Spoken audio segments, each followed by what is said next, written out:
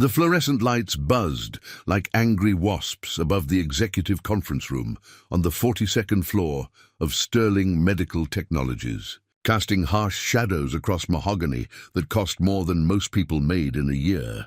Blood pooled beneath the fallen form of Richard Blackstone, CEO and founder, his $1,000 shirt now a crimson canvas of desperation. The emergency alarm screamed through the building's arteries, while paramedics remained trapped in an elevator 17 floors below, victims of the same power surge that had sent Blackstone tumbling down the marble steps. Preparing and narrating this type of story takes a lot of time and effort. If you like the story, please like the video and subscribe to the channel. If you want to watch every story of our channel, turn on the bell icon. Someone help him. Victoria Chen, the chief marketing officer, pressed her silk scarf against the gaping wound on Blackstone's head, her normally composed demeanor cracking like ice under pressure. He's bleeding too much. 23 floors below, David Sanders pushed his janitor's cart through the sterile corridors of the cardiac wing, the wheels squeaking in rhythm with his tired footsteps. At 38, he moved with the careful precision of a man who had learned to make himself invisible. His navy blue uniform pressed despite its age, his graying temples betraying sleepless nights spent juggling 2 jobs and single parenthood. The emergency alarm meant overtime pay, something he desperately needed with Emma's school fees due next week. The elevator lurched to a stop, trapping him between floors. Through the speaker, dispatcher voices crackled with urgency. Medical emergency, floor 42, executive suite. All available personnel respond immediately. David's hands tightened on the cart handle, muscle memory from another life threatening to surface. 12 years ago, Dr. David Sanders had been the youngest cardiac surgeon ever hired at Presbyterian Memorial. 12 years ago, before the malpractice suit, before the divorce, before pride became a luxury he couldn't afford. Dad! Emma's voice echoed in his memory from their morning conversation. Mrs. Rodriguez says you used to be a real doctor, like a heart doctor. Her 8-year-old eyes had held such wonder, such confusion at why he now cleaned floors instead of saving lives. He deflected with pancakes and promises of a better tomorrow. The same lies he'd been telling himself for over a decade. The elevator shuddered back to life, climbing toward the executive floors he'd never been permitted to access during his night shifts. His supervisor, Marcus Torres, had always been clear: invisible and efficient, Sanders. That's how we keep these jobs. But emergencies didn't respect hierarchies, and the dispatcher's desperate voice had mentioned words that made David's surgeon's instincts override years of conditioned invisibility. Severe head trauma, possible internal bleeding, ETA on paramedics unknown due to elevator malfunction, the doors open to chaos. Executive assistants clustered in designer heels and panic, their morning coffee forgotten as they whispered prayers to gods they'd ignored since childhood. Security guards spoke in clipped tones into radio devices, their usual authority undermined by helplessness. Through the glass walls of the conference room, David could see the tableau: Blackstone's unconscious form, Victoria Chen's increasingly blood-soaked scarf, and the distinctive pallor of a man losing his battle against time. "Sir, you can't—" Security guard James Hoffman stepped forward, his hand raised to block David's path. But something in David's movement, the way he assessed the scene with clinical precision, made him pause. "How long has he been unconscious?" David asked, his voice carrying an authority that seemed to emerge from deep storage. His cart stood forgotten in the hallway as he moved toward the conference room, each step awakening skills that had been dormant but never truly dead. "Who the hell are you?" Victoria snapped, her usual boardroom confidence replaced by raw terror. "We need real medical help, not—" She stopped mid-sentence as David knelt beside Blackstone, his movements efficient and sure, pupils dilated but reactive, David murmured, checking Blackstone's eyes with a penlight that appeared from his uniform pocket, a relic he'd never been able to throw away. "Pulse thready but present. The bleeding's arterial, but the pressure's actually helping prevent shock. His hands moved over Blackstone's skull, feeling for fractures with the delicate touch of someone who had once held beating hearts. Marcus Torres burst through the conference room doors, his face flushed with exertion and mortification. "Sanders, what the hell are you doing? Get back to your post immediately." But his words died as he watched David's hands work with the precision of a surgeon, applying pressure to bleeding wounds with exactly the right amount of force. "The elevator's still down," David said calmly, his fingers finding Blackstone's pulse points. "Paramedics are trapped. He's got maybe 10 minutes before the blood loss becomes critical." He looked up at Victoria, whose mascara had run in black streams down her cheeks. "I need clean towels, bottled water, and whatever first aid supplies this building has. Now." "You're a janitor," she whispered. But her hands were already reaching for her phone to make the calls. "Today I am," David replied, his attention focused on keeping Richard Blackstone alive. But some things you never forget. The conference room had become an impromptu operating theater, the polished table cleared of merger documents and quarterly reports, now serving as a makeshift examination platform. David's uniform shirt lay discarded, revealing arms marked by old scars, reminders of the night his career had ended in another emergency room, when exhaustion and grief had made his hands shake at the worst possible moment. Dr. Jennifer Walsh, Sterling Medical's chief of staff, arrived breathless and confused, her white coat incongruous against the corporate setting. "What's the situation? I was told there was a medical emergency, but security said—" She stopped short as she saw David working over Blackstone, his hands moving with unmistakable expertise. "Closed head injury with possible intracranial pressure building," David reported without looking up. "The laceration's superficial, but there's likely subdural bleeding. He needs immediate surgical intervention." Dr. Walsh blinked, processing the clinical accuracy of David's assessment while trying to reconcile it with his janitor's uniform. "Are you medical personnel? I don't recognize you from our staff." "He cleans our floors," Marcus said weakly, his usual bluster deflated by the surreal situation. "He's saving Mr. Blackstone's life," Victoria interjected, her voice sharp with protective instincts she didn't fully understand. Something about David's competence in chaos had awakened her dormant faith in human capability. The fire department's ladder truck appeared at the window, their emergency medical technicians preparing to breach the glass. But David's steady hands had already stabilized Blackstone's condition, his improvised treatment buying precious time. The CEO's color had improved, his breathing steadied under David's careful monitoring. "Sir?" EMT Rodriguez called through the window as his team set up equipment. "What's his status?" "Conscious but groggy," David replied, his voice carrying the calm authority of someone accustomed to life and death decisions. "Probable concussion with minor subdural bleeding. Vitals are stable now, but he needs immediate transport for CT and possible surgical intervention." Rodriguez nodded, recognizing competent medical assessment when he heard it. "Are you a doctor?" The question hung in the air like incense in a cathedral, heavy with implications that would reshape multiple lives. David's hands stilled for a moment.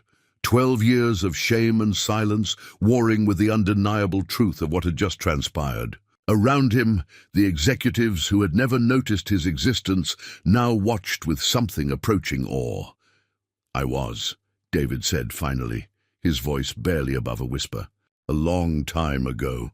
Emma Sanders sat in her third-grade classroom, unaware that her father's carefully constructed world of invisibility was crumbling 42 floors above the city. She was working on a math worksheet, her tongue poking out in concentration, the same way David's did when he was focused. Her teacher, Mrs. Rodriguez, had often wondered about the sad man who picked Emma up each day, always polite but somehow diminished, as if carrying invisible weight. The news would reach Emma's school by evening, not through official channels, but through the whispered networks that connected teachers and parents and crossing guards. By dinner time, the story would have grown legs and wings. the janitor who was really a doctor, the CEO who owed his life to the man who cleaned his floors, the mystery of what had driven a surgeon to push mops instead of saving lives. But in the conference room, as paramedics finally arrived and took over Blackstone's care, David stood among the chaos with blood on his hands and questions in his eyes. Victoria Chen approached him slowly, her designer heels clicking against marble that he had mopped countless nights, never knowing it would one day serve as the stage for his redemption. "Who are you?" she asked again, but this time the question carried wonder instead of dismissal. David looked at his reflection in the conference room window, seeing not the invisible janitor who had entered this room, but the ghost of Dr. David Sanders emerging from 12 years of self-imposed exile. Somewhere in the building below, his abandoned cart sat in a hallway, a symbol of the life he had built from necessity and shame. Somewhere in the city, Emma waited for her father to pick her up from after-school care. Unaware that everything was about to change, "I don't know anymore," he said honestly, watching the ambulance pull away with Blackstone safe inside. "But I guess we're about to find out." The conference room slowly emptied, leaving only bloodstains on expensive carpet and the lingering smell of antiseptic. By morning, the building's security cameras would have recorded everything, creating a digital record of the moment when David Sanders stopped being nobody important and started becoming someone he'd forgotten how to be. David's hands trembled as he unlocked the apartment door at 7:47 p.m., the keys catching the hallway light like small silver fish. The trembling wasn't fear, it was muscle memory awakening after 12 years of dormancy, his surgeon's hands remembering the weight of responsibility they'd once carried.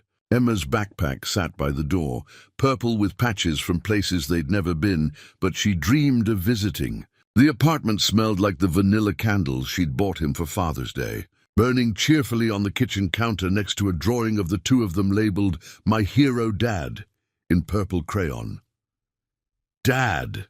Emma launched herself at him from the couch, her 8-year-old arms wrapping around his waist with the fierce intensity of someone who understood, without being told, that her father was the only constant in her unpredictable world. "Mrs. Rodriguez made spaghetti for dinner, but I saved you the good sauce." David buried his face in her hair, breathing in the scent of strawberry shampoo and childhood innocence. His daughter didn't know that her father had spent the afternoon answering questions from hospital administrators, insurance investigators, and a reporter who'd somehow gotten hold of his story. She didn't know that Richard Blackstone was recovering in the VIP suite at Presbyterian Memorial, the same hospital where Dr. David Sanders had once been a rising star. "How was school, sweetheart?" he asked, the question automatic after years of single parenthood. He'd learned to compartmentalize his own chaos to preserve her stability, the same skill that had once helped him transition from one surgery to the next. "Tommy Martinez said his dad saw you on the news," Emma said, her eyes wide with curiosity. "He said you saved a really important man's life." "Is that true?" David's chest tightened. He'd hoped to have more time before the world's attention reached Emma's innocent corners. The news vans had already found their apartment building. He'd seen them circling like mechanical vultures as he'd walked home from the longest day of his life. "Sometimes adults have to help each other," he said carefully, settling beside her on the second-hand couch they'd bought when Emma was 5. "Just like you help your friends at school. But Tommy said you were a doctor. A real doctor." Emma's voice carried the weight of questions she'd been saving up for months. "Mrs. Rodriguez says you're too smart to just clean buildings. She says smart people should do important jobs." David's heart broke a little more. The way it did every time his daughter's innocent observations revealed how closely she watched him, how much she absorbed from his carefully controlled silences. He'd built their life around routine and stability, but that life was built on the foundation of what he'd lost, not what he'd chosen. The spaghetti was perfect. Emma had helped Mrs. Rodriguez with the garlic bread, and their elderly neighbor had sent along enough food for 3 days. David ate mechanically, listening to Emma chatter about her spelling test and the new girl in her class who spoke Spanish and was teaching Emma bad words she didn't understand. Normal childhood concerns in a world that felt suddenly unfamiliar. After dinner, they followed their ritual.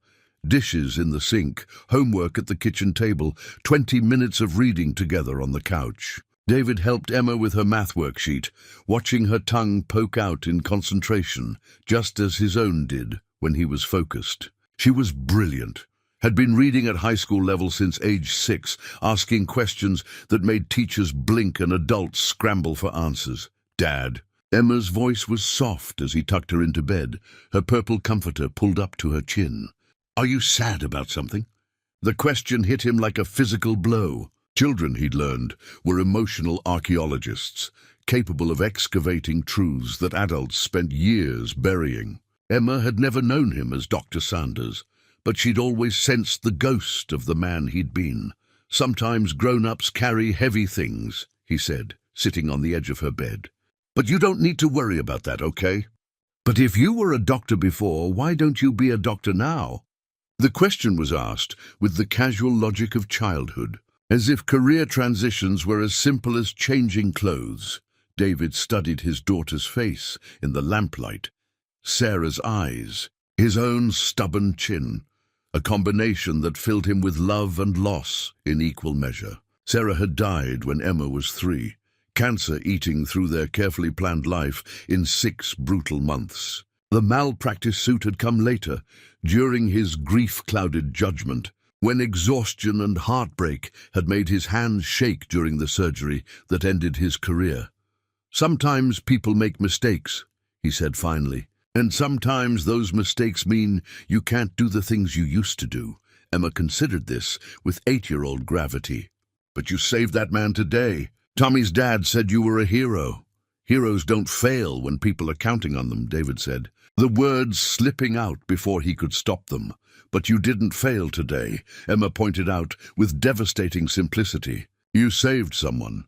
David kissed her forehead and turned off the lamp, leaving her room filled with the soft glow of her nightlight.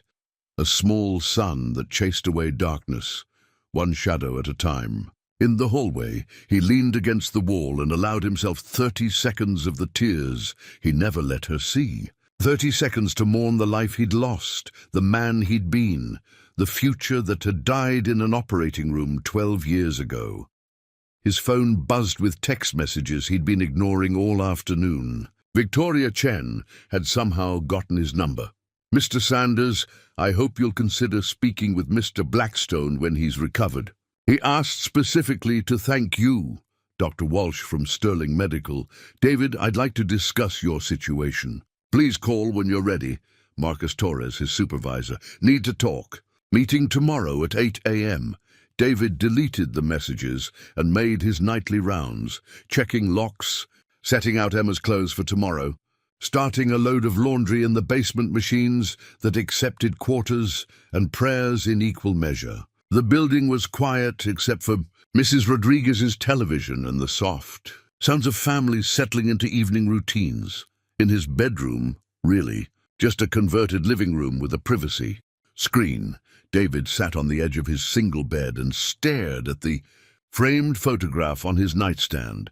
Dr. David Sanders in surgical scrubs, arm around Sarah in her wedding dress, both of them laughing at some joke lost to time. They'd been planning Emma's future even then, the best schools, piano lessons, maybe medical school if she wanted to follow in her father's footsteps. Instead, Emma attended public school with scholarship assistance, played piano on the upright they'd found at a garage sale, and dreamed of being a veterinarian because animals don't judge people for being different. She adapted to their reduced circumstances with the resilience of children who learn early that love matters more than money. But David knew she noticed their apartment's thin walls and their neighbors' food donations disguised as friendship. His phone rang at 10:23 p.m., an unknown number that he almost didn't answer.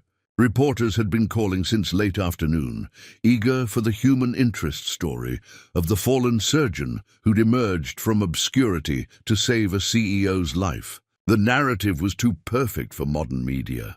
Redemption, class consciousness, the hidden nobility of the working class. Mr. Sanders. The voice was unfamiliar but professional. This is Janet Morrison from Channel 7 News. I was wondering if you'd be available for an interview about today's events. No comment, David said, preparing to hang up. Sir, I understand your reluctance, but this is a remarkable story of courage and selflessness. Don't you think the public deserves to hear about heroes like you? Heroes. The word followed him everywhere now, a label that felt like wearing clothes tailored for someone else. Heroes didn't lose their licenses due to malpractice. Heroes didn't spend 12 years hiding from their own expertise. Heroes didn't let pride and shame keep them from using their gifts to help others. I'm not a hero, David said finally. I just did what anyone would have done. But you're not just anyone, are you? You're Dr. David Sanders, formerly one of the most promising cardiac surgeons in the city. What happened, doctor? Why were you working as a janitor? The question hung in the air like smoke from an extinguished candle, carrying the smell of burned dreams and wasted potential. David ended the call without answering, but the reporter's words echoed in the silence of his small apartment. What had happened to Dr. David Sanders? The answer was both simple and impossibly complex. Life had happened in all its messy, heartbreaking, unforgiving glory. In Emma's room, his daughter slept peacefully, her breathing the steady rhythm that had anchored him through the worst years of his life. She was growing up in the shadow of his failures, but she was growing up strong and kind and brilliant. Maybe that was enough. Maybe that was heroic in its own quiet way.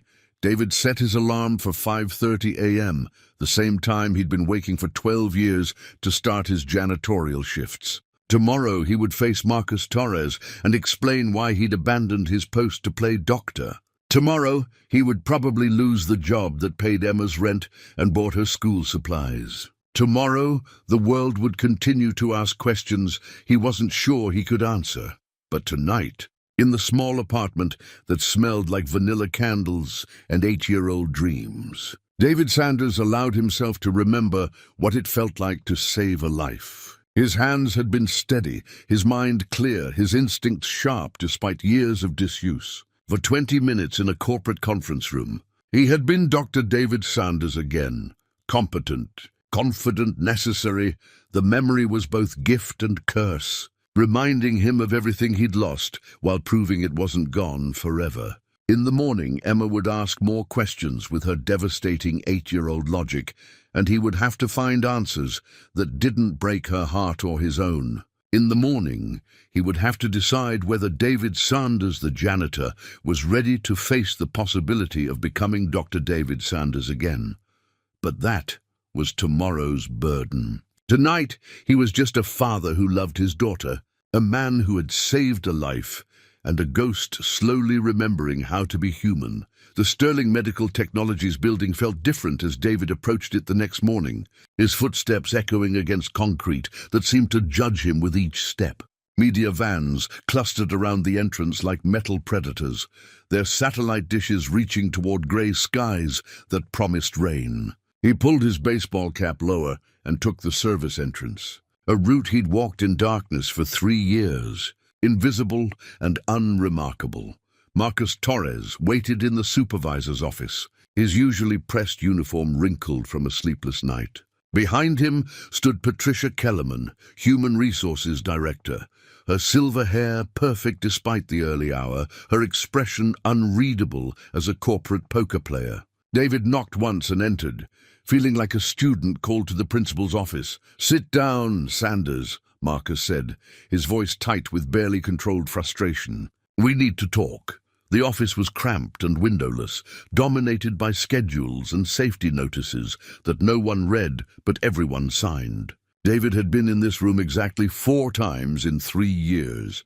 His hiring interview, his 6-month review, his annual performance evaluation, and now. The fluorescent light flickered with the persistence of a dying insect. "You want to explain yesterday?" Patricia asked, her pen poised over a legal pad.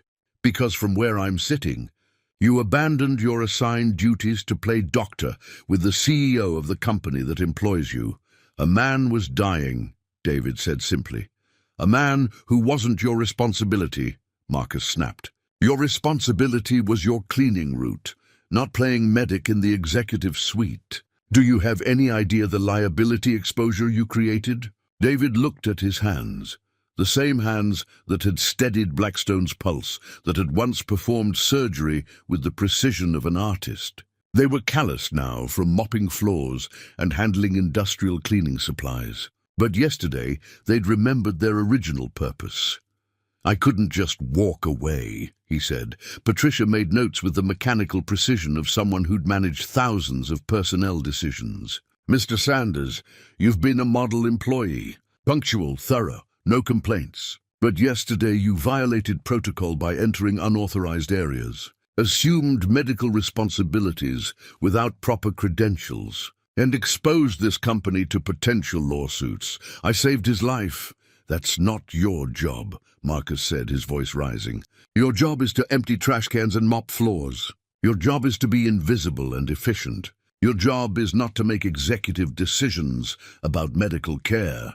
The words hit David like physical blows, each one stripping away the fragile sense of purpose he'd felt yesterday. Marcus was right, of course. David Sanders, the janitor, had no business in corporate conference rooms, no authority to make medical decisions, no right to step outside the carefully defined boundaries of his invisible existence. However, Patricia continued, her tone shifting slightly, the situation is complicated. Mr. Blackstone's recovery has been excellent, and preliminary reports suggest your intervention may have prevented serious complications. She paused, consulting her notes. He's asked to speak with you personally. David's stomach clenched. He'd spent 12 years avoiding attention, building a life of careful anonymity. The last thing he wanted was face-to-face contact with Richard Blackstone, the man whose life he'd saved and whose very existence now threatened the quiet world he'd built for Emma. I don't think that's necessary, David said. It's not your choice, Patricia replied. Mr. Blackstone is, as you might imagine, quite insistent. The meeting is scheduled for this afternoon. She closed her legal pad with the finality of a judge's gavel. In the meantime, you're suspended pending investigation.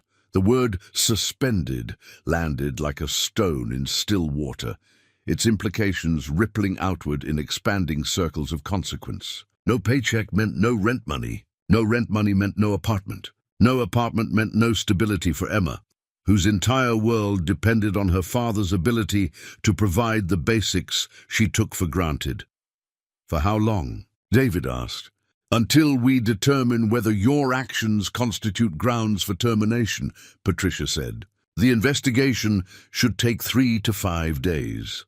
David walked home through streets that seemed unfamiliar, as if yesterday's events had shifted the geography of his life. The apartment building looked smaller in daylight, its paint more peeling, its stairs more worn. Mrs. Rodriguez met him in the lobby, her dark eyes filled with concern and something that might have been pride. Michaud, she said, using the term of endearment she'd adopted for him years ago. I saw the news. They said you saved a man's life. They're making it sound more heroic than it was, David replied, fumbling for his keys. Heroes never think they're heroes, Mrs. Rodriguez said. That's how you know they really are. Emma was at school, thank God, spared from seeing her father return home in defeat before his shift had even begun. David climbed the stairs to their apartment, each step heavier than the last. Inside, the vanilla candle still burned cheerfully, indifferent to the crisis unfolding around them. His phone had been buzzing constantly. Reporters, old colleagues who'd seen his name in the news, people from his past emerging like ghosts from a life he'd tried to forget. He turned it off and sat at the kitchen table where Emma did her homework, staring at the bills that arrived with clockwork regularity regardless of his employment status. Rent, $200 monthly. Electric, $89. Emma's after-school care, $200 weekly.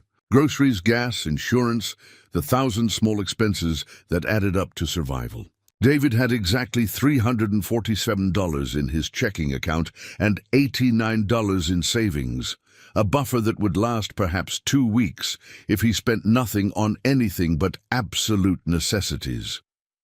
At 2:30 p.m., he returned to Sterling Medical Technologies, entering through the main lobby this time. The security guards recognized him now, not as the invisible janitor who cleaned at night, but as the man from the news, the fallen doctor who'd emerged from obscurity to save their boss. Their nods carried a mixture of respect and confusion, as if they couldn't reconcile David Sanders, the hero, with David Sanders, the maintenance staff.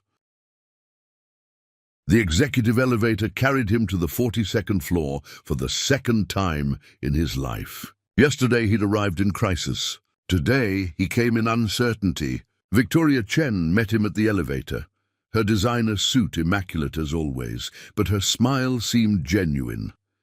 "Mr. Sanders," she said, extending her manicured hand. "Richard, Mr. Blackstone is looking forward to meeting you properly." The executive suite occupied the entire west side of the building, with floor-to-ceiling windows that offered commanding views of the city where David had once practiced medicine. Blackstone sat behind a desk the size of Emma's bedroom, a bandage visible at his temple, but his eyes sharp and focused. "Dr. Sanders," Blackstone said, rising to greet him. The title hung in the air between them, neither entirely accurate nor completely false. "Just David," he corrected. "I'm not. I don't practice anymore." Blackstone's office was a shrine to success, awards, photographs with politicians and celebrities, abstract art that probably cost more than David made in 5 years. But the man himself seemed smaller than his surroundings, humbled perhaps by his brush with mortality. "Sit, please," Blackstone said, gesturing to a leather chair that probably cost more than David's monthly rent. "I wanted to thank you personally. The doctors said your quick thinking prevented significant brain damage." David shifted uncomfortably in the expensive chair. "Anyone would have done the same thing." "But they didn't," Blackstone replied. "A room full of educated, successful people, and none of them knew what to do." "You did." He leaned forward, studying David with the intensity of a man accustomed to reading people for profit. "Victoria tells me you worked as a janitor here. But your medical knowledge is obviously current. Why?" The question David had been dreading hung between them like a loaded weapon. He could lie, deflect, minimize all the strategies he'd developed over 12 years of hiding. Instead, he found himself speaking with surprising honesty. "I lost my license 12 years ago. Malpractice. A patient died because I made an error in judgment." The words came out flat, rehearsed from years of internal repetition. "I needed work, and this job didn't require references from my previous career." Blackstone nodded slowly. "One mistake ended your entire medical career." "It was a significant mistake," David said. "A child died." The silence stretched between them, heavy with implications. David expected judgment, dismissal, the kind of professional distance that powerful men maintained from those who'd failed at their level. Instead, Blackstone's expression softened with something that looked almost like understanding. "Dr. Sanders, David, I've built this company from nothing, made thousands of decisions, many of them wrong. Some of those wrong decisions cost people their jobs, their livelihoods, their futures." Blackstone stood and walked to the window, his reflection ghost-like against the city vista. "The difference between you and me is that when I make mistakes, they're called market corrections or strategic adjustments. When doctors make mistakes, people die." David didn't respond. There was nothing to say that wouldn't sound like self-pity or excuse-making. "I have a proposition," Blackstone continued. "Sterling Medical Technologies has been looking for a chief medical officer, someone to oversee our research division and ensure our products meet the highest clinical standards. The position requires someone with surgical experience, research background, and uncompromising ethical standards." David's heart stopped. The offer was impossible, generous beyond belief, and completely unacceptable. "Mr. Blackstone, I appreciate the gesture, but I can't.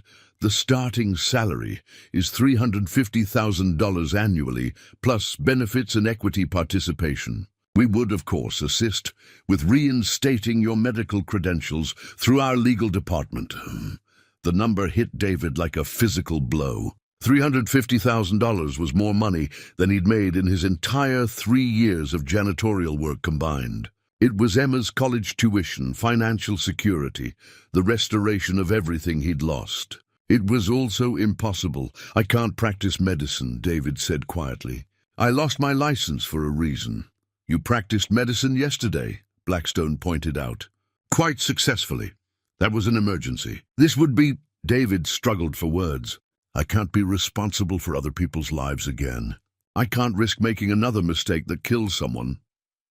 Blackstone returned to his desk, his businessman's instincts clearly engaged. What if I told you that our research division focuses on medical devices, not direct patient care? What if your role was primarily advisory, reviewing protocols, ensuring safety standards, consulting on product development? The offer was seductive, tailored to address David's fears while offering redemption he'd never dared imagine. But 12 years of caution warred with the desperate hope that flickered in his chest like a candle in wind. I need time to think, David said. Of course. But I hope you'll consider this carefully. Yesterday, you saved my life with skills you've been hiding for 12 years. Imagine what you could accomplish if you stopped hiding them. David left the executive suite with Blackstone's business card in his pocket and chaos in his mind. The elevator descended through floors he'd cleaned but never truly seen, carrying him from the realm of possibility back to the ground level of reality. Emma would be getting out of school in 30 minutes, expecting her father to pick her up as he had every day for 3 years. But which father would greet her today? David Sanders, the janitor, suspended and possibly unemployed, or Dr. David Sanders, offered a chance at redemption that seemed too good to believe and too dangerous to accept. The choice felt impossibly complex, weighted with years of guilt and hope in equal measure. David stepped out of Sterling Medical Technologies and into the afternoon light, unsure whether he was walking toward his future or away from his past. By evening, the story had evolved beyond David's control. Channel 7 had aired a feature about the hidden doctor whose quick thinking had saved a CEO's life. The narrative was irresistible. Fallen surgeon finds redemption in moment of crisis. Proves that heroes can emerge from the most unexpected places. Emma watched the news report with wide eyes, seeing her father described as a hero while he sat beside her on their second-hand couch, still wearing the janitor's uniform that had defined him for 3 years. "Dad," she said quietly during the commercial break, "were you really a famous doctor?" David looked at his daughter, brilliant, innocent, deserving of so much more than the limited life his choices had created for her. The business card in his pocket felt like it weighed 1,000 pounds, representing everything he wanted to give her and everything he feared to risk. "Once upon a time," he said finally. "A long time ago." Emma leaned against his shoulder with 8-year-old wisdom that broke his heart. Maybe it doesn't have to be a long time ago anymore. Outside their apartment window, the city lights twinkled like distant stars, each one representing dreams and possibilities and second chances. David held his daughter close and wondered whether some stories were meant to end with quiet dignity or explosive redemption. The choice, he realized, was entirely his to make. Dr. Jennifer Walsh arrived at David's apartment building at 7:23 a.m., her Mercedes looking conspicuously expensive among the practical sedans and aging pickup trucks that filled the visitor spaces. She carried a leather briefcase and the determined expression of someone on a mission. Her white coat exchanged for a charcoal business suit that spoke of boardrooms and serious conversations. David met her in the lobby, having watched her arrival from his kitchen window with the wariness of a man who'd learned that unexpected visitors rarely brought good news. Mrs. Rodriguez peeked from her doorway with unconcealed curiosity. In their neighborhood, visits from obviously successful professional women were events worthy of attention. "Dr. Sanders," Jennifer said, her voice carrying the authority that came with 20 years of hospital administration. I hope you don't mind my coming unannounced, but we need to talk. They climbed the stairs to David's apartment, the narrow stairwell forcing an intimacy that made the conversation more difficult. Jennifer's eyes took in details with the clinical assessment skills of someone accustomed to reading situations quickly.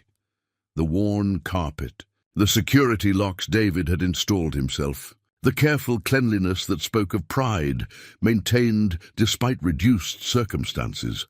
Emma had already left for school. Her breakfast dishes washed and put away, her homework folder organized on the kitchen counter. David was grateful for her absence. This conversation would be difficult enough without 8-year-old ears absorbing implications she wasn't ready to understand. "Coffee?" David offered, gesturing toward his small kitchen. The apartment felt even smaller with Dr. Walsh's professional presence filling it, her success highlighting the modesty of his circumstances. "Please," Jennifer said, settling at the kitchen table where Emma did her homework each night. She opened her briefcase and withdrew a thick folder. "David, I've spent the last 18 hours reviewing your case. The malpractice suit from 12 years ago, your medical school records, your residency evaluations, everything." David's hands stilled as he poured coffee into mismatched mugs, one advertising a diner that had closed 5 years ago, the other a souvenir from Emma's school carnival. "Why?" "Because what you did yesterday was extraordinary," Jennifer replied, "and because I think you've been punishing yourself for 12 years for something that wasn't entirely your fault."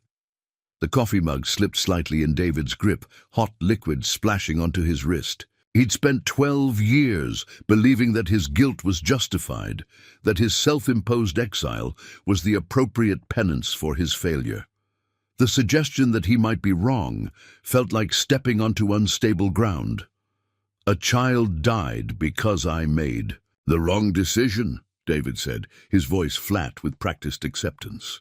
"A child died because she had a congenital heart defect that was diagnosed too late," Jennifer corrected, opening the folder. "I spoke with Dr. Martinez, who was your attending that night. He said you performed a technically perfect surgery under impossible circumstances. The girl's condition was terminal. You gave her family 6 more months together." David sank into the chair across from Jennifer, his worldview tilting like a building in an earthquake. "The malpractice suit was filed by grieving parents who needed someone to blame," Jennifer interrupted gently. "The hospital's insurance company settled rather than fight it in court, but that doesn't mean you were actually at fault. Your surgical technique was flawless. Your judgment was sound. You lost your license because you were exhausted, heartbroken, over your wife's death, and in no condition to defend yourself properly." The folder contained photocopies of medical records, expert testimonials, depositions David had never seen. 12 years of assumed guilt crumbled as he read testimony from colleagues who'd praised his skills, who'd called the outcome tragic but unavoidable. "Dr. Martinez says you were one of the most promising cardiac surgeons he'd ever trained," Jennifer continued. "He's been following your career, or lack thereof, and when he saw yesterday's news, he called me immediately." David's hands shook as he turned pages, seeing his professional life through others' eyes for the first time. The narrative he'd constructed, brilliant surgeon destroyed by arrogance and carelessness, dissolved into a more complex truth. Gifted doctor devastated by circumstances beyond his control, too grief-stricken to fight for his reputation. "Why are you telling me this now?" David asked. "Because Sterling Medical Technologies isn't the only organization that wants to hire you," Jennifer replied. "Presbyterian Memorial has an opening for Director of Cardiac Surgery. The board reviewed your case last night. We want you back, David." The offer hung in the air like incense, sacred and overwhelming. Presbyterian Memorial was where he'd trained, where he'd met Sarah, where their dreams had first taken shape. It was also where she'd died, where his career had ended, where his guilt had been born. "I can't," David whispered. You can't or you won't, Jennifer challenged, because there's a difference. One is about ability, the other is about fear. Before David could answer, his phone rang. The caller ID showed Sterling Medical Technologies, probably Victoria Chen, with updates about his suspended status. He let it go to voicemail, but Jennifer's expression suggested she understood the competing pressures he faced. "Take time to think," Jennifer said, closing the folder and sliding it across the table. "But don't take 12 more years. The medical community needs doctors like you.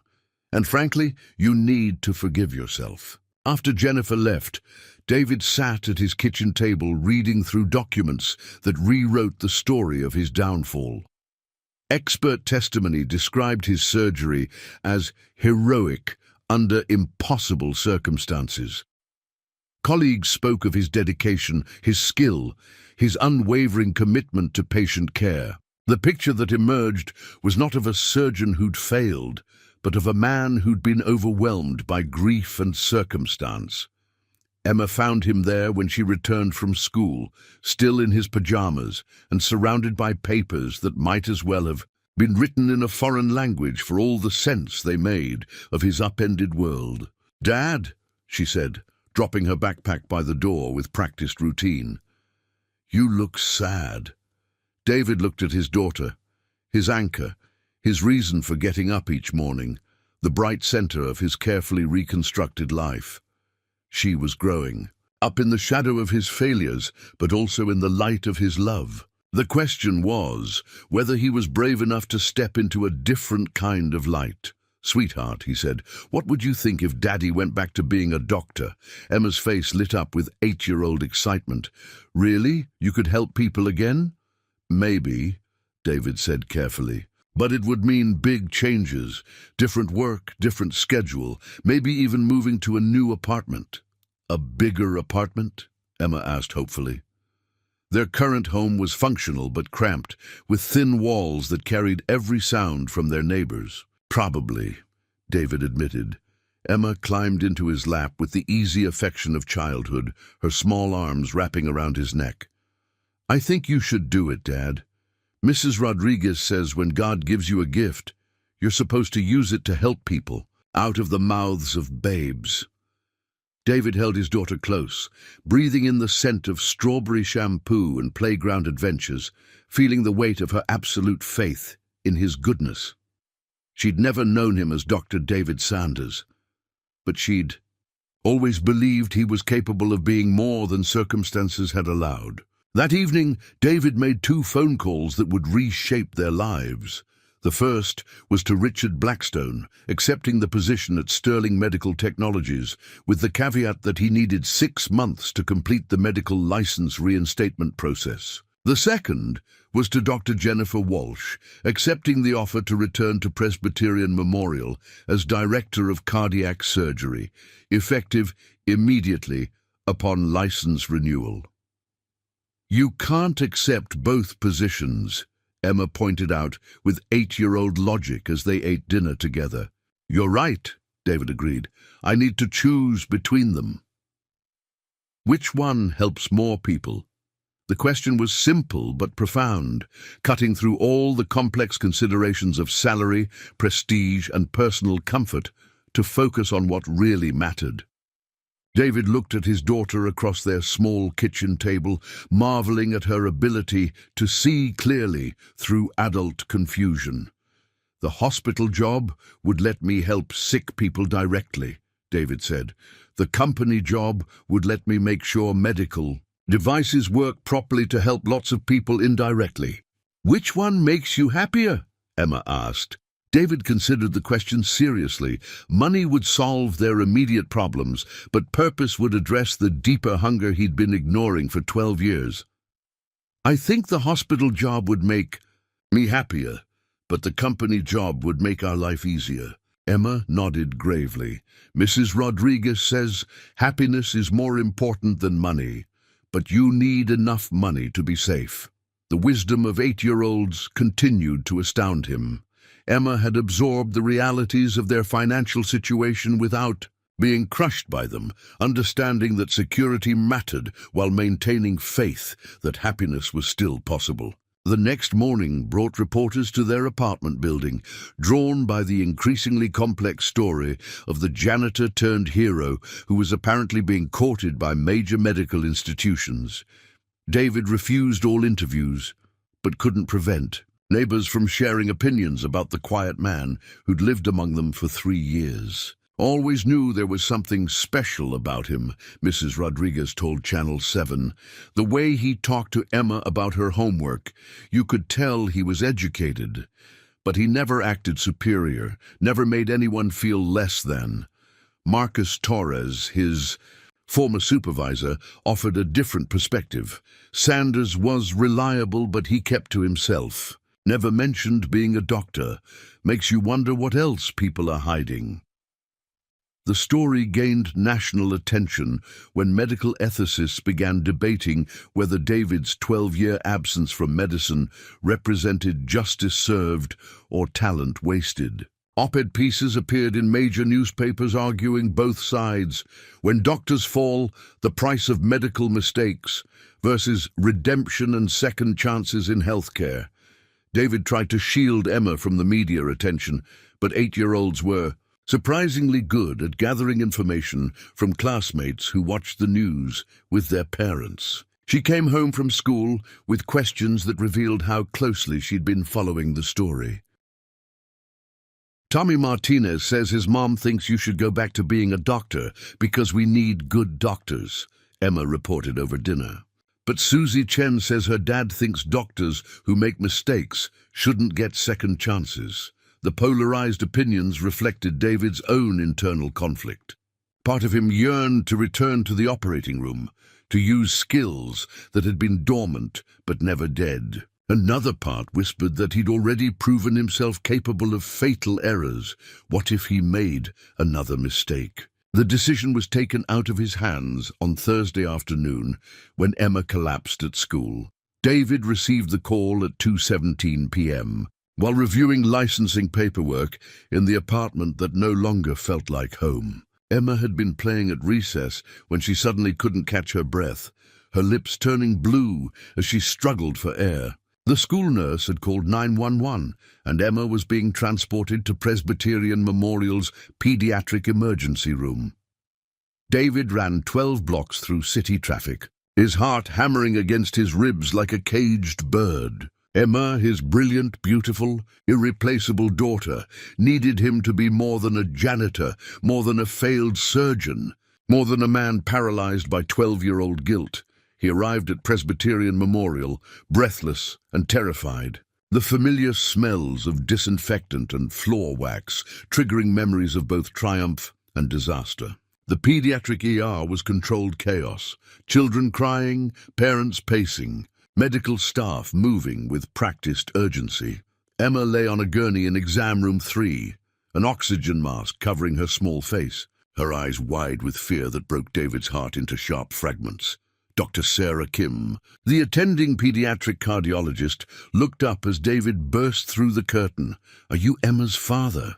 Dr. Kim asked. "Yes, what's wrong with her?"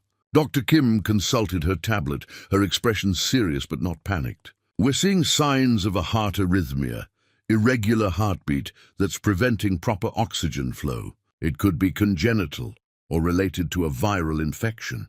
We need to do more tests." David moved to Emma's bedside, taking her small hand in both of his. Her fingers were cold, her pulse rapid and irregular against his thumb. 12 years of medical knowledge surged through him like electricity, his trained eye noting details that spoke of serious cardiac complications. "Dad?" Emma's voice was muffled by the oxygen mask, but her eyes held absolute trust. "Am I sick?" "The doctors are going to figure out how to make you feel better," David said, his voice steadier than his hands. Dr. Kim stepped aside to review test results with a colleague, their hushed conversation carrying fragments that made David's blood run cold. Prolonged QT interval, risk of sudden cardiac death, surgical intervention may be necessary. Emma needed a pediatric cardiac surgeon. Emma needed the kind of specialized care that David had once provided to other parents' children. Emma needed her father to stop hiding from his capabilities and start using them to save her life. "Dr. Kim," David said, approaching the attending physician. "I'm Dr. David Sanders. I'm Emma's father, but I'm also a cardiac surgeon. I need to know exactly what we're dealing with." Dr. Kim's eyebrows rose in recognition. His story had been front-page news for 3 days running. "Dr. Sanders, your license status doesn't matter right now," David interrupted. "What matters is my daughter's heart. Show me the EKG." Dr. Kim hesitated for a moment, then handed him the tablet displaying Emma's cardiac rhythm. David studied the tracings with eyes that had analyzed thousands of similar readings, seeing patterns that spoke of a complex congenital defect that had somehow gone undetected for 8 years. Long QT syndrome with intermittent heart block, David diagnosed. "She'll need a pacemaker, possibly ablation therapy for the irregular pathways." That's exactly what our cardiothoracic team concluded," Dr. Kim said, surprise evident in her voice. "I want Dr. Rodriguez to do the surgery," David said, naming the best pediatric cardiac surgeon on staff. "And I want to assist. Dr. Sanders, you can't assist without proper credentials. Then get me emergency privileges," David said with quiet authority. "My daughter needs surgery, and I'm going to make sure she gets the best possible care." The next 6 hours blurred together like scenes from a half-remembered dream. Hospital administrators scrambled to grant David emergency medical privileges, while legal teams worked overtime to address liability concerns. Dr. Martinez, David's former attending, arrived to personally advocate for his reinstatement, telling anyone who would listen that David Sanders was one of the most gifted surgeons he'd ever trained. Emma was prepped for surgery with the calm efficiency that David remembered from his residency years. But everything felt different when it was his own daughter being wheeled into the operating room. He scrubbed in beside Dr. Rodriguez, his hands moving through the familiar ritual of preparation, muscle memory overriding 12 years of absence. "Ready, Dr. Sanders?" Dr. Rodriguez asked as they entered the OR. David looked at Emma on the operating table, her small form dwarfed by the machinery that would keep her alive during the procedure. She was unconscious now, spared from seeing her father's return to the place where he'd once failed so catastrophically. "Ready," David said, and meant it. The surgery took 4 hours and 17 minutes. David's hands were steady, his mind clear, his instincts sharp as he assisted with the delicate work of installing a pacemaker in his daughter's 8-year-old heart. Every suture was perfect, every decision sound, every movement guided by 12 years of suppressed expertise finally allowed to surface. When Emma's heart resumed normal rhythm on the monitors, when her oxygen saturation returned to healthy levels, when Dr. Rodriguez nodded with satisfaction at their work, David felt something he hadn't experienced in 12 years, professional pride, unmarred by guilt or fear. Emma recovered beautifully, her natural resilience accelerated by excellent medical care and her father's constant presence. 3 days post-surgery, she was sitting up in bed, demanding explanations for all the machines and insisting that the hospital food was worse than school lunch. "Which is saying something, Dad," she said as David helped her with physical therapy exercises. "Mrs. Rodriguez says you operated on my heart." "I helped another doctor operate on your heart," David corrected gently. "But you saved my life, right?" "Like you saved that man's life?" David considered the question seriously. Had he saved Emma's life? Certainly his expertise had contributed to a successful outcome, but Dr. Rodriguez was perfectly capable of handling the surgery alone. More importantly, David's presence had ensured that Emma received care guided by paternal love as well as professional skill. "We saved your life together," David said finally. "Lots of people work together to make you better." Emma nodded gravely. "I want to be a doctor like you when I grow up, so I can save people's lives too." The simple statement broke something loose in David's chest, Not his heart, which had been broken long ago, but the shell he'd built around it for protection. Emma saw him as a hero not because he was perfect, but because he used his gifts to help others despite his fears. Dr. Jennifer Walsh visited on Emma's final day in the hospital, bringing flowers and a formal offer letter for the director of cardiac surgery position. She found David in Emma's room, reading Harry Potter aloud, while his daughter followed along with 8-year-old determination to pronounce every difficult word correctly. "How's our patient?" Dr. Walsh asked. "Ready to go home," Emma announced. "And ready for Dad to be a real doctor again." Jennifer smiled, but her eyes were serious as she looked at David. "The board met last night. Your emergency privileges performed exactly as they should have. No complications, excellent outcomes, textbook technique. We'd like to make your return permanent." David looked at Emma, who was watching him with bright eyes full of faith and expectation. His daughter had never doubted his capabilities, had never stopped believing that he was meant for more than mopping floors and emptying trash cans. "I'll take the position," David said, "on one condition." "What's that?"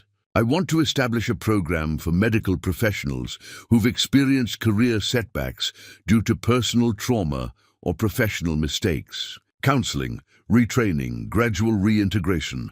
A pathway back for people who still have something to contribute." Jennifer's smile widened. "I think that's an excellent idea, Dr. Sanders. Welcome home." 6 months later, Dr. David Sanders stood in Operating Room 7 at Presbyterian Memorial, the same room where his career had ended 12 years earlier. The irony wasn't lost on him.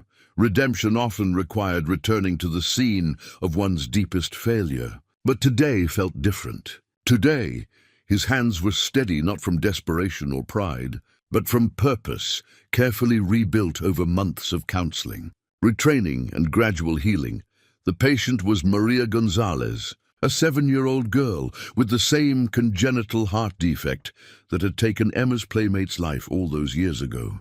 But medical technology had advanced significantly in 12 years, and Dr. David Sanders had learned the difference between perfection and excellence, between ego and service. "Scalpel," David requested, his voice calm in the sterile environment that had once been his kingdom and later his hell. The surgical team moved around him with practiced efficiency. Some were new faces, but others remembered Dr. Sanders from before his exile, when he'd been known for his innovative techniques and unwavering dedication to patient care. Emma watched from the observation gallery above, her own heart now regulated by the pacemaker that had given her unlimited energy and boundless optimism. At 8.5, she was the unofficial mascot of the cardiac surgery department, charming nurses and asking questions that made residents scramble for textbooks. "Dr. Dad is really good at this," Emma whispered to Mrs. Rodriguez, who had become her unofficial grandmother in the months since David's return to medicine. The elderly woman had insisted on attending David's first major surgery as lead surgeon. Her presence a blessing and a prayer rolled into one. "Your papa was always good at this, mija," Mrs. Rodriguez replied softly. "He just forgot for a while." The surgery proceeded flawlessly, each step executed with the precision of a master craftsman who had reclaimed his tools after years of enforced retirement. David's movements were economical, confident, guided by experience that had been refined by failure and strengthened by redemption. When Maria's heart resumed healthy rhythm on the monitors, the OR erupted in quiet celebration, not the dramatic cheering of television medicine, but the satisfied murmur of professionals who had witnessed excellence. "Beautiful work, Dr. Sanders," said Dr. Rodriguez, who had become David's closest colleague and informal mentor in his return to cardiac surgery. "That repair will last her lifetime," David nodded, feeling the deep satisfaction that came from work well done. But more than professional pride, he felt gratitude to the colleagues who had welcomed him back, to the hospital that had given him a second chance, to the daughter whose crisis had forced him to confront his fears and reclaim his gifts. The Cardiac Rehabilitation and Second Chances program had launched 3 months earlier, housed in a renovated wing of Presbyterian Memorial that bore a discreet plaque, the Dr. Sarah Sanders Memorial Center for Professional Renewal. David had named it after his late wife, whose memory had finally become a source of strength rather than guilt. The program served medical professionals who had experienced career-ending trauma, surgeons who had lost confidence after patient deaths, nurses suffering from PTSD after violent incidents, paramedics who had developed anxiety disorders from repeated exposure to human suffering. The center provided counseling, retraining, and most importantly, a pathway back to meaningful work for people who still had much to contribute. Dr. Michael Chen was the program's first success story, a former emergency room physician who had quit medicine after a particularly brutal night shift that had claimed 3 children's lives. Under David's mentorship, Dr. Chen had gradually returned to clinical work, first in low-stakes situations, then with increasing responsibility. He now served as Associate Director of the program, helping other fallen healers find their way back to purpose. The key, David told the quarterly board meeting, isn't to pretend that trauma and failure don't happen. The key is to acknowledge them, learn from them, and find ways to transform them into wisdom that makes us better healers. The program had attracted national attention, with medical schools sending students to observe and other hospitals requesting consultations on establishing similar initiatives. David found himself speaking at conferences, writing articles, and advocating for a more compassionate approach to medical education that acknowledged the human cost of healing others. Emma thrived in their new life, attending a private school where her intellectual gifts were properly nurtured while her social development proceeded with 8-year-old normalcy. She made friends easily, her natural empathy apparently inherited from both parents. Her favorite game was Hospital, in which she performed elaborate surgeries on stuffed animals while lecturing invisible medical students about the importance of being nice to patients because they're scared. Their apartment had been replaced by a modest house in a neighborhood where children rode bicycles and parents knew each other's names. Emma had her own room, decorated with anatomical drawings she'd requested instead of princess posters. The backyard was small, but sufficient for a garden where they grew tomatoes and herbs, Emma insisting that fresh vegetables make your heart strong. David's relationship with Richard Blackstone had evolved into genuine friendship, built on mutual respect rather than gratitude. Blackstone visited the hospital monthly, not as CEO seeking publicity, but as a man genuinely interested in supporting medical innovation. He had quietly funded much of the Second Chances program, his contribution made anonymously to avoid any appearance of corporate influence. "You saved more than my life that day," Blackstone told David during one of their coffee meetings. "You saved my perspective. I'd forgotten what it meant to be vulnerable, to depend on the kindness of others. You reminded me that success means nothing if it doesn't serve something larger than yourself." Victoria Chen had left Sterling Medical Technologies to pursue a medical degree, inspired by David's example to follow a calling rather than just a career. At 35, she was older than most medical students, but her business experience and matured perspective made her a valuable addition to her class. She often brought her study group to Emma's house, where 8-year-old wisdom provided surprisingly helpful insights into patient care. "Emma told me that sick people need doctors who aren't afraid of being sad," Victoria reported after one study session. "I think that should be taught in every medical school."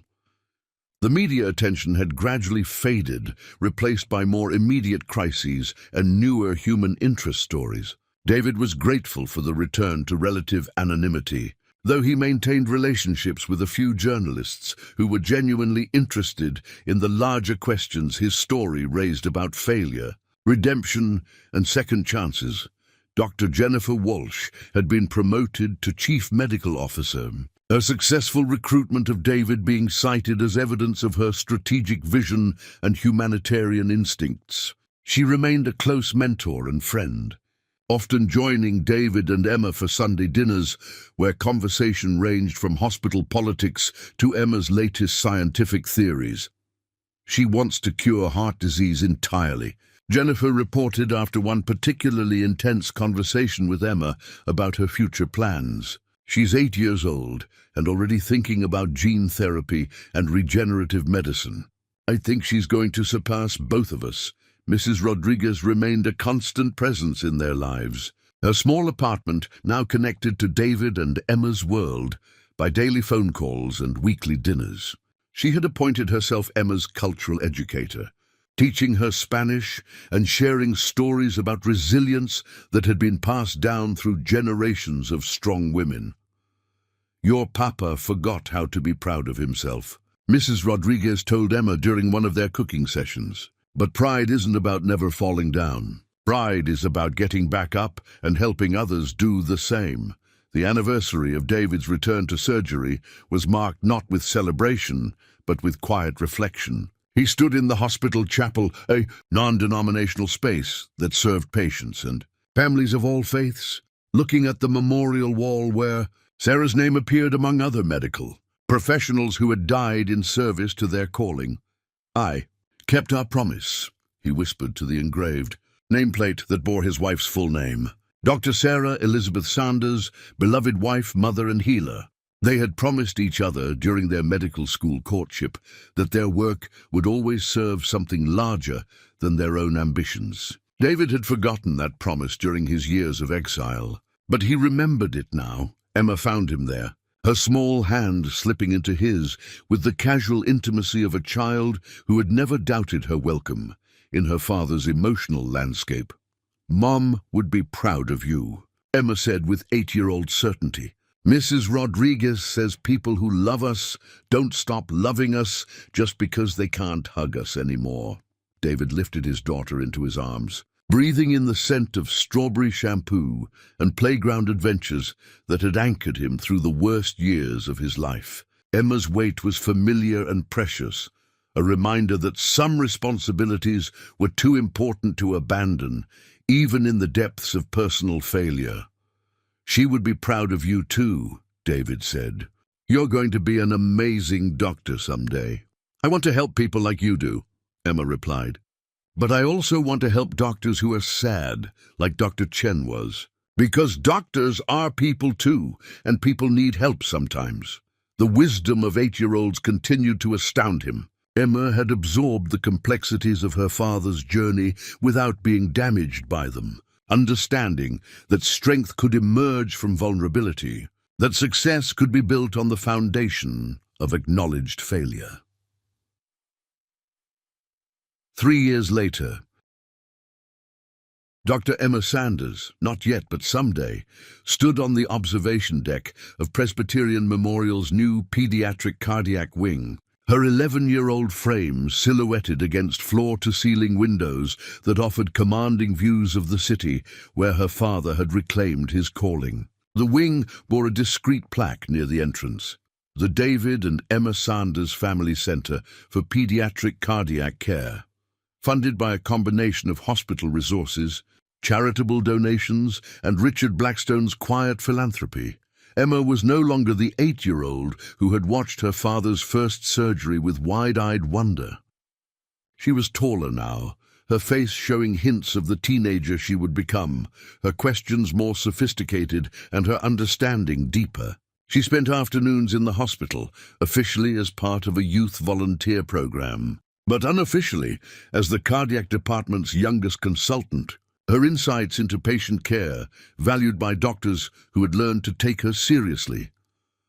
"Dr. Dad," she called to David as he emerged from OR3, still in surgical scrubs after a successful repair of an infant's ventricular septal defect. The nickname had stuck despite her increasing maturity, a reminder of their journey from janitor's daughter to surgeon's heir. "How did it go?" Emma asked with the casual interest of someone who had grown up surrounded by medical conversations. Perfectly, David replied, pulling off his surgical cap and smoothing his greying hair. At 41, he had aged into his authority, his movements confident without being arrogant, his voice carrying the quiet assurance of someone who had learned to trust his skills while remaining humble about their limits. Emma nodded with satisfaction.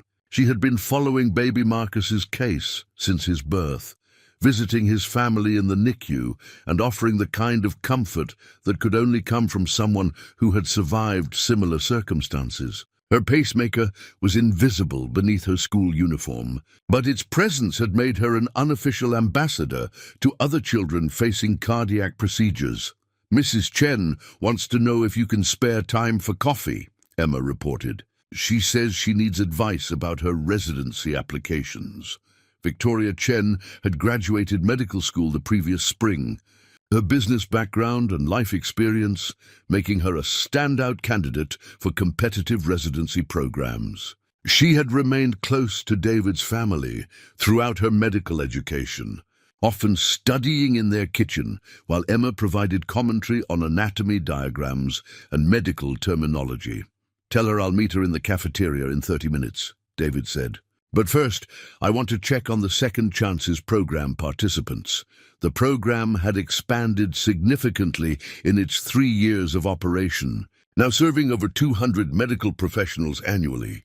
The waiting list stretched 6 months, testament to the widespread need for what David had created from his own experience of professional resurrection. The program had inspired similar initiatives at hospitals across the country, with David frequently traveling to consult on their establishment. Dr. Michael Chen, no relation to Victoria, despite the shared surname, greeted David in the program's main conference room, where the afternoon session was just concluding. 15 medical professionals sat in a circle, their stories as varied as their specialties, but united by common threads of trauma, failure and tentative hope. "Dr. Sanders," said Patricia Walsh, a former emergency room nurse whose career had ended after a patient assault left her with PTSD. "I wanted to thank you again for helping me find my way back. I start at the pediatric clinic next week." Patricia's return to nursing represented the program's philosophy in action. Not every comeback looked the same, but every healer deserved the chance to contribute their gifts in whatever capacity felt sustainable. The pediatric clinic would benefit from her experience and empathy, while she would work in an environment less triggering than emergency medicine. "The thanks go to your own courage," David replied.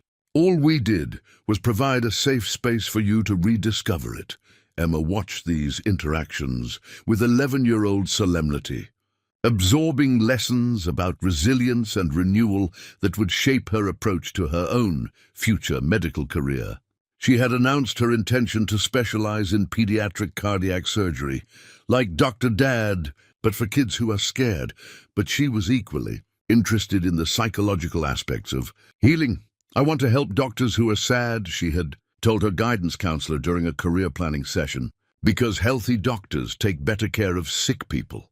The afternoon brought a visit from Dr. Jennifer Walsh, now Chief Medical Officer for the entire Presbyterian Memorial System, whose strategic vision had transformed the hospital into a national leader in both patient care and professional development. She arrived carrying flowers and a bottle of champagne, her smile suggesting good news.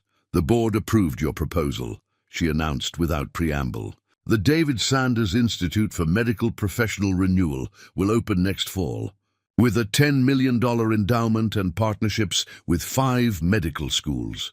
The institute represented the culmination of David's vision.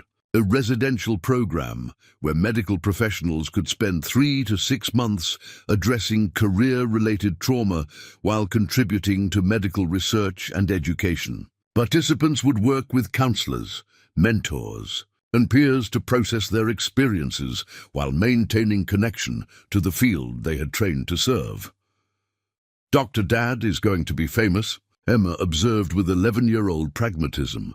"Dr. Dad is going to help a lot of people," David corrected gently. "Fame is just a side effect," Emma nodded. understanding the distinction.